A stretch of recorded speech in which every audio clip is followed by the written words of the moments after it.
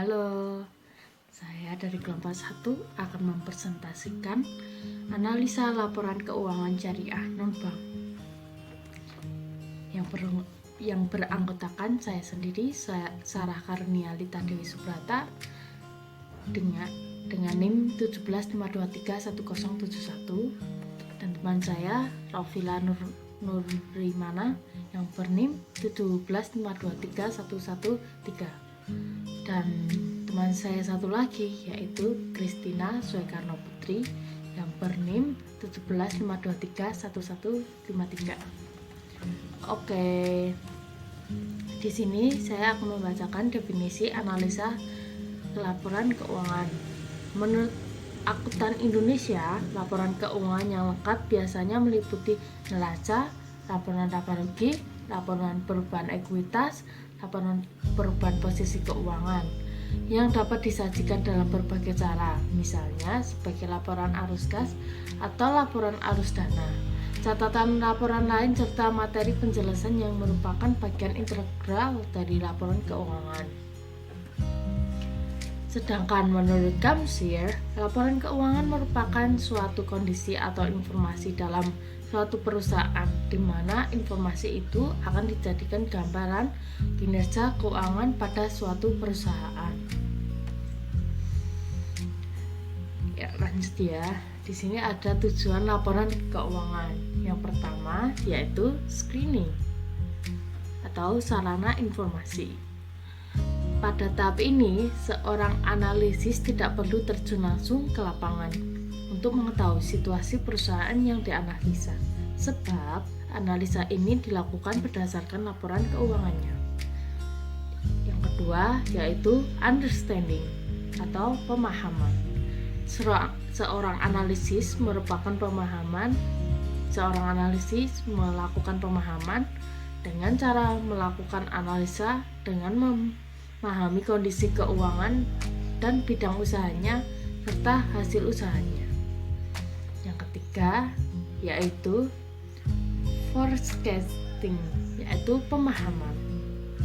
Analisa tidak dapat dilakukan untuk meramal kondisi perusahaan yang akan datang.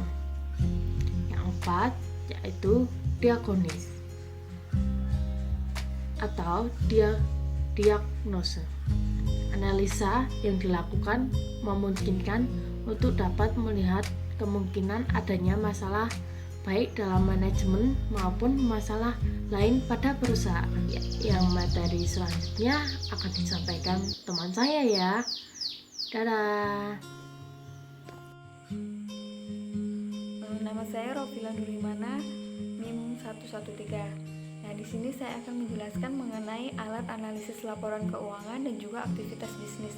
Nah, yang pertama, alat analisis laporan keuangan itu terdapat 5 alat. Yang pertama ada komparatif, yang kedua ada common size, yang ketiga ada rasio, yang keempat ada arus kas, yang kelima ada penilaian. Nah, yang pertama yaitu komparatif. Komparatif ini digunakan untuk meninjau laporan keuangan dari satu periode ke periode berikutnya. Yang kedua ada common size. Nah, common size ini dapat diketahui mengenai seberapa besar proporsi kelompok atau subkelompok dari akun-akun tersebut. Nah, yang ketiga ada rasio. Rasio ini biasanya digunakan perusahaan untuk menilai kinerja laporan keuangan berdasarkan data-data yang ada di laporan keuangan. Yang keempat arus kas. Nah, arus kas di sini ini bertujuan mengevaluasi sumber dan juga penggunaan dana perusahaan. Yang kelima penilaian. Penilaian ini merupakan hasil dari berbagai jenis bisnis dan juga analisa laporan keuangan. Selanjutnya saya akan menjelaskan mengenai aktivitas bisnis, yaitu terdapat 4 aktivitas. Yang pertama ada perencanaan, yang kedua pendanaan, yang ketiga investasi, dan yang keempat adalah operasi. Nah, yang pertama perencanaan. Perencanaan ini menjelaskan mengenai tujuan, strategi, taktik yang akan digunakan perusahaan untuk menjalankan aktivitasnya. Yang kedua pendanaan.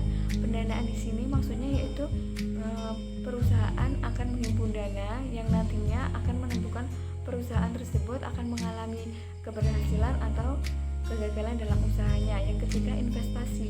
Nah, investasi ini mengacu pada akuisisi dan pengelolaan laporan keuangan yang bertujuan menjual produk dan menawarkan jasa yang bertujuannya untuk mengalokasikan atau menginvestasikan kelebihan kas yang dimilikinya. Yang keempat atau yang terakhir yaitu operasi. Nah, operasi di sini maksudnya yaitu pelaksanaan dari rencana bisnis yang telah disusun di awal. Di sini saya Kristina Sukarmutri akan melanjutkan presentasi dari rekan saya. Selanjutnya yaitu ada jenis laporan keuangan. Laporan keuangan ada 4 macam. Yang pertama, neraca, laporan arus kas, laporan laba rugi, dan laporan catatan atas laporan keuangan. Yang pertama, neraca. Neraca menurut Kasmir yaitu laporan yang menunjukkan jumlah aktiva, kewajiban, dan modal perusahaan pada saat periode tertentu. Sedangkan laporan arus kas yaitu laporan yang menunjukkan arus kas masuk dan arus kas keluar di perusahaan, di mana arus kas masuk berupa pendapatan atau pinjaman dari pihak lain. Selanjutnya, laporan laba rugi.